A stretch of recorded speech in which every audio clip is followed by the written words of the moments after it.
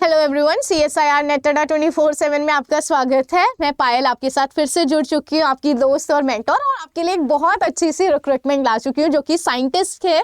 और यहाँ पर कोई भी आपको एक्सपीरियंस की ज़रूरत नहीं है और साथ साथ कोई एग्जाम भी नहीं होना, सिर्फ एक इंटरव्यू, नॉर्मल इंटरव्यू, और आपका सिंपली सिलेक्शन हो जाने वाला है। तो जिन भी कैंडिडेट्स का गाइस PhD कंप्लीट हो चुका है उनके लिए सबसे बेस्ट अपॉर्चुनिटी होने वाली है, जो कि CSIR के अंडर ही IICB यानी कि Indian institute of chemical biology ने निकाला है।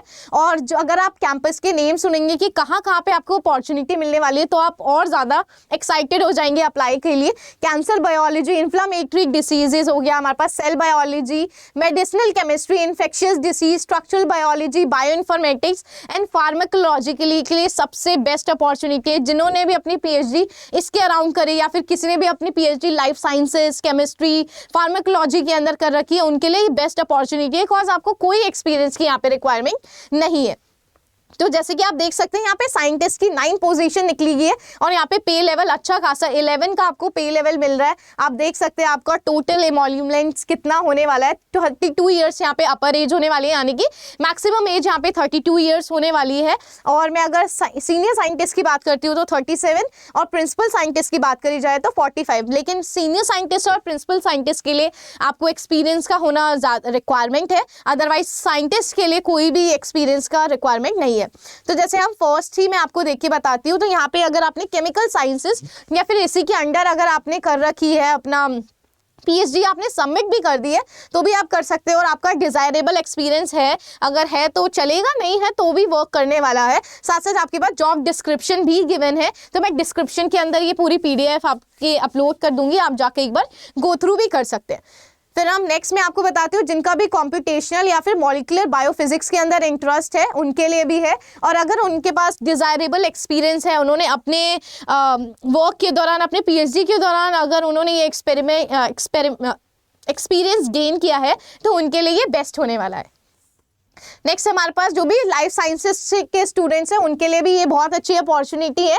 यहाँ पे भी आपके पास निकल कर आए जिन्होंने भी PhD सबमिट कर दी है। साथ साथ सीनियर साइंटिस्ट की जो पोजीशन है उसके लिए भी आपको, अगर किसी के पास 2 साल का एक्सपीरियंस है PhD के बाद, या फिर किसी ने MD कर रखी है और उसके पास 3 साल का एक्सपीरियंस है, तो भी वो सीनियर साइंटिस्ट के लिए एप्लीकेबल हो जाएगा। सेम अगर पैथोलॉजी या फिर टॉक्सिकोलॉजी या फिर आपने फार्मास्यूटिकल के अंदर PhD कर रखी है, तो उनके लिए बेस्ट होने वाला है। PhD अगर लाइफ साइंसेस के अंदर आपने कर रखी है और आपको 2 साल का एक्सपीरियंस है, तो आप सीनियर साइंटिस्ट के लिए सिंपली अप्लाई कर सकते हैं। तो उनके लिए बहुत बेस्ट है जिन्होंने भी अभी अपनी PhD कंप्लीट कर ली है, कोई अपना जॉब अगर सर्च कर रहे हैं, किसी ने भी अपनी लाइफ साइंसेस के अंदर PhD कंप्लीट करी है, तो उनके लिए बेस्ट अपॉर्चुनिटी होने वाली है। साइंटिस्ट पोजीशन के लिए लेवल 11 का पे है, बहुत अच्छा पे आपको मिलने वाला है, और वर्क प्रोफाइल भी बहुत अच्छी है। जैसे कि आप देख सकते हैं जिसने भी MTech या फिर ME भी कर रखी है, इवन कंप्यूटर साइंस के अंदर, उनके लिए भी बेस्ट अपॉर्चुनिटी है। अगर उनके पास PhD है तो PhD भी चलेगी, अदरवाइज उनकी जो भी ME है यानी कि MTech है, उनका MTech भी यहाँ पे वर्क करने वाला है अच्छा खासा। चलिए हमें बात कर लेते हैं कि क्या इन्फॉर्मेशन है। तो जो भी पहले से अगर कहीं पे वर्क कर रहे हैं तो उनके पास एज सच NOC का होना बहुत ज़्यादा इंपॉर्टेंट है। यहाँ पे मेंशन भी कर रखा है कि NOC का होना बहुत ज़्यादा इंपॉर्टेंट है अगर आप इंटरव्यू देने के लिए आएंगे। अब हम बात कर लेते हैं गाइस मोड ऑफ सिलेक्शन क्या होने वाला है, किस बेसिस पे ये लोग सिलेक्ट करने वाले हैं, और एज लिमिट भी आपको गवर्नमेंट नॉर्म्स के अकॉर्डिंग आपको सिंपली जो एज लिमिट है वो दे दी जाएगी। जो भी कैटेगरी है, जो भी रिजर्व कैटेगरीज है, उनको प्रोवाइड कर दी जाएगी। चलिए हम बात कर लेते हैं मोड ऑफ सिलेक्शन क्या होने वाला है, और सबसे इंपॉर्टेंट बात यही आ जाती है। तो आपका कैसे सिलेक्शन होने वाला है, तो आपका वहाँ पे एक टेस्ट भी करवाया जा सकता है, आपकी हायर एजुकेशन देखी जा सकती है, आपने जो PhD के अंदर वर्क किया है, कोई पेटेंट अगर आपने फाइल कर रखा है उसके बेसिस पे देखा जाएगा। तो ये कुछ कंडीशंस हैं उनकी, उसके मतलब एक पूरा कमेटी ऑर्गेनाइज करी जाएगी और इस एक्सपीरियंस के बेसिस पे सबको क्या किया जाएगा, शॉर्टलिस्ट किया जाएगा। और शॉर्टलिस्ट करने के बाद आपका एक इंटरव्यू होगा, और उस इंटरव्यू के अंदर आपको सिंपली अच्छे से परफॉर्म करना है। जैसे आप अच्छे से परफॉर्म कर देंगे आपका सिंपली सिलेक्शन हो जाएगा।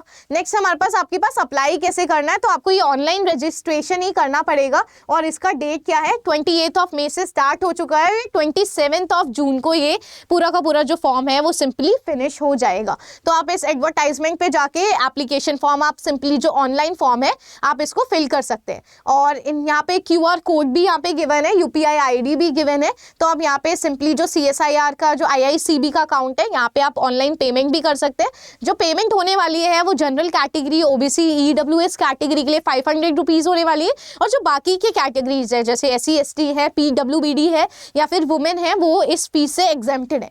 तो आपको कोई भी फीस यहाँ पे नहीं करना। तो स्टेज ऑफ एप्लीकेशन यहाँ पे गिवन है कि आपको ऑनलाइन रजिस्ट्रेशन करनी है, फीस का सबमिशन करना है, ठीक है, और आपके सारे टेस्टिमोनियल्स आपके पास होने चाहिए। तो यहाँ पे मेंशन भी है, आप सबसे पहले अपना रजिस्ट्रेशन करेंगे। जैसे आप ऑनलाइन फॉर्म भरने जाएंगे तो आपका सबसे पहले रजिस्ट्रेशन होगा, रजिस्ट्रेशन होने के बाद आपका स्टेप 2 फीस पेमेंट होगी। तो जो भी रिजर्व कैटेगरी से बिलोंग करते हैं उनका तो कोई भी पेमेंट नहीं होगा, वो स्टेप 2 को स्किप हो जाएगा और उनका सिंपली स्टेप 3 यानी कि एप्लीकेशन फॉर्म को वो लोग सबमिट कर देंगे।